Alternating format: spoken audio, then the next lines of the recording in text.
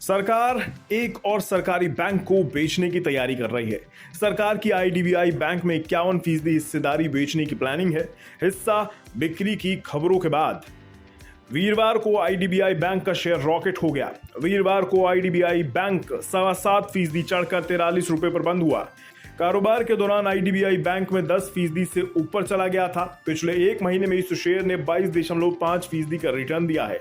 3 साल में इस शेयर ने 74% का रिटर्न दिया है। खबरों की माने तो 51% से कम हिस्सेदारी बेचने के लिए सरकार तैयार नहीं है। इसका मतलब हुआ जो आईडीबीआई बैंक में 51% हिस्सेदारी लेगा, मैनेजमेंट कंट्रोल उसके हाथ में चला जाएगा। अभी आईडीबीआई बैंक में सरकार की 45.58% हिस्सेदारी है, जबकि एलआईसी की 49.24% हिस्सेदारी है। वहीं 5.04% पब्लिक शेयर होल्डिंग है।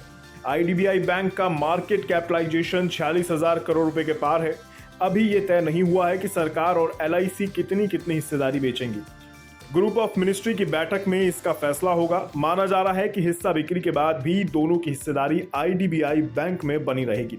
ब्लूमबर्ग की रिपोर्ट के मुताबिक सितंबर के आखिर तक सरकार आईडीबीआई बैंक में हिस्सा बिक्री के लिए बोलियां मंगाई जा सकती हैं। किसी भी बैंक में 40% से ज्यादा हिस्सेदारी बेचने के लिए आरबीआई की मंजूरी की भी जरूरत होती है, जबकि नॉन रेगुलेटेड कंपनियां सिर्फ 10 से 15% हिस्सा ही खरीद सकती हैं।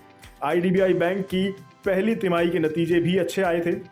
अप्रैल जून तिमाही में आईडीबीआई बैंक का मुनाफा सालाना आधार पर 25% बढ़कर 756 करोड़ रुपए रहा था, जबकि पिछले साल समान अवधि में मुनाफा 603 करोड़ रुपए रहा था। ब्याज कमाई में सालाना आधार पर 17% की बढ़ोतरी देखी गई। पहली तिमाही में ब्याज से बैंक को 2021 करोड़ की कमाई हुई। नेट एनपीए सालाना आधार पर 1.67% से गिरकर 1.25% पर आ गया। यानी पहली तिमाही में आईडीबीआई बैंक का मुनाफा बढ़ा है और एनपीए गिरा है। ये दोनों ही बैंक के लिए शुभ संकेत हैं। आईडीबीआई बैंक में स्टेल सेल्स से सरकार को चालू कारोबारी साल में विनिवेश लक्ष्य पूरा करने में मदद मिलेगी।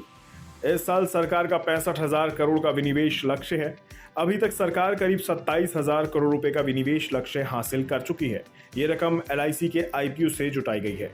कुल मिलाकर एक और सरकारी बैंक प्राइवेट हाथों में जा सकता है। बाजार के जानकारों की माने तो आईडीबीआई बैंक हिस्सा बिक्री की खबरों की वजह से फोकस में रह सकता है। अगर बैंक की कमान प्राइवेट हाथों में जाती है तो शेयर में और तेजी आ सकती है।